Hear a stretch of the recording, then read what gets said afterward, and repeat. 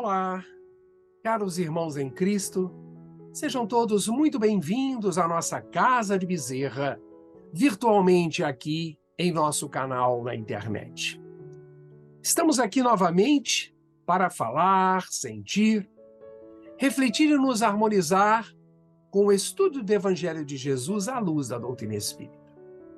E que os nossos amorosos amigos espirituais continuem nos amparando neste singelo trabalho de estudo. Vamos nos permitir uma pausa para a reflexão e a harmonização de nossas mentes e corações, sempre voltados para a luz que nos direciona ao bem. E hoje eu quero falar com vocês sobre calúnias dos escribas. E lá no Evangelho de Marcos, no capítulo 3, versículos 22 até 30, encontramos este relato.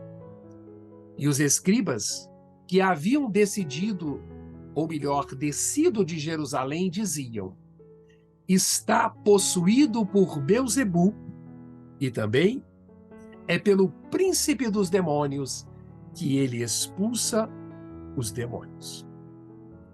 Chamando-os para junto de si, falou-lhes Jesus por parábolas. Se um reino se divide contra si mesmo, tal reino não poderá substituir. E se uma casa se divide contra si mesma, tal casa não poderá manter-se. Ora, se Satanás se atira contra si próprio e se divide, não poderá substituir, mas acabará. Ninguém pode entrar na casa de um homem forte e roubar os seus pertences, se primeiro não amarrar o homem forte. Só então poderá roubar a sua casa. Na verdade, eu vos digo, tudo será perdoado aos filhos dos homens, os pecados e todas as blasfêmias que tiverem proferido. Aquele, porém, que blasfemar contra o Espírito Santo não terá remissão para sempre. Pelo contrário, é culpado de um pecado eterno.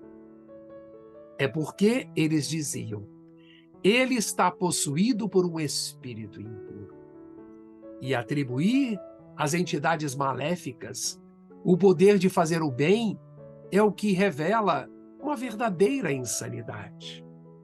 As autoridades religiosas à época de Jesus não sabiam explicar o que estava acontecendo, sobretudo em relação às diversas curas operadas por Jesus. Por quê? Eles não possuíam o conhecimento necessário para dialogar com Jesus, que quando fazia as suas preleções, falava como quem tinha autoridade. E elas preferiram optar pela difamação, pelas intrigas.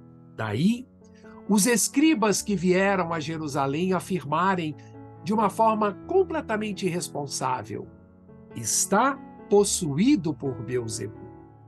E é pelo príncipe dos demônios que ele expulsa os demônios. Se pesquisarmos, vamos identificar que Belzebu é uma entidade, uma melhor divindade maléfica, e supostamente possuía muitos poderes, e era adorado pelos fenícios. O nome em hebraico significava Senhor das Moscas, e a forma hebraica é provavelmente uma transformação depreciativa de Baal-zebu.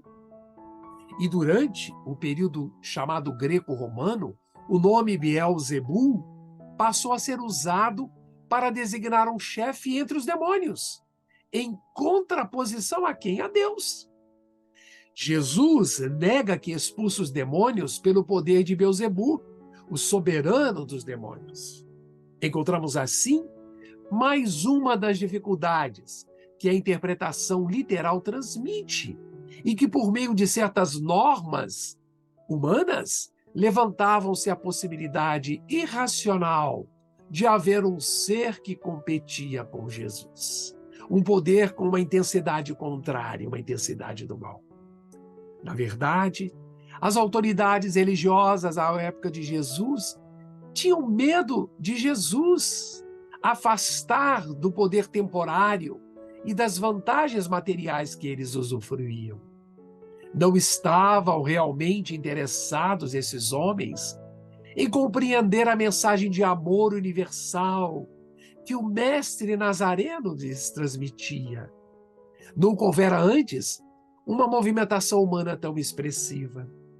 As massas famintas de pão, de saúde, de amor, acorriam aos lugares mais distantes ou de difícil acesso a fim de ver Jesus, de forma a ouvi-lo e receber dele as dádivas incomuns da misericórdia.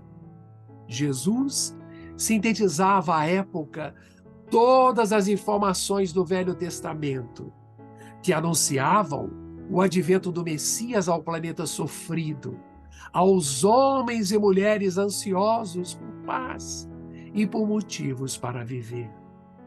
E não é de estranhar-se que Jesus sempre estivesse cercado pelas multidões que o buscavam, aflitas e desesperadas. Por outro lado, os religiosos e políticos buscavam com ansiedade, a fim de encontrar um meio de silenciar a voz de Jesus, de anular a sua presença. Em vão, Jesus tenta incutir àquelas mentes presas a armadilhas da opinião pessoal, vaidosas e superficiais, que o então denominado demônio, o Beelzebul, príncipe dos demônios ou Satanás, não poderia agir contra si mesmo,